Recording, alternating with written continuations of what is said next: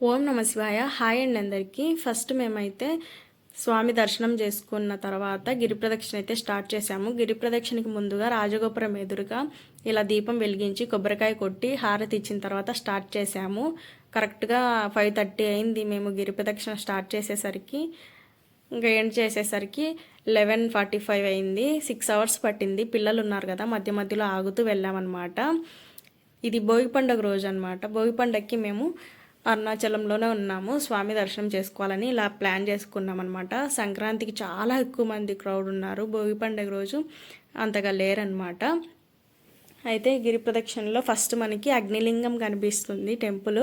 అగ్నిలింగం board అయితే left side ఉంటుంది, temple వచ్చేసి రైట్ సైడ్ ఉంటుంది. ఈ అగ్నిలింగం టెంపుల్ ఒకటి మనకి రైట్ సైడ్ ఉంటుంది, మిగతా 7 లింగాల టెంపుల్స్ వచ్చేసి లెఫ్ట్ సైడ్లో ఉంటాయన్నమాట.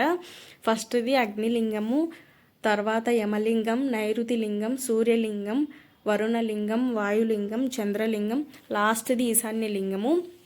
మనకి మధ్య మధ్యలో చాలా టెంపుల్స్ అయితే కనిపిస్తాయి. మనకి ఓపిక ఉంటే అన్ని టెంపుల్ విజిట్ చేస్తూ గిరి ప్రదక్షిణ చేయొచ్చు. లేదంటే ఈ 8 లింగాలు కంపల్సరీ దర్శనం చేసుకోవాలి. రాజగోపురం దగ్గర గిరి ప్రదక్షిణ స్టార్ట్ చేసాం కాబట్టి మళ్ళీ రాజగోపురం దగ్గరికి వెళ్ళి స్టాప్ చేయాలి. మేము పూర్తి అయ్యేసరికి 11:45 అయింది టైము. ఇంకా నమస్కారం చేసేసుకొని రూమ్కి వెళ్ళిపోయాం అనమాట. వీడియో నచ్చితే లైక్ చేయండి.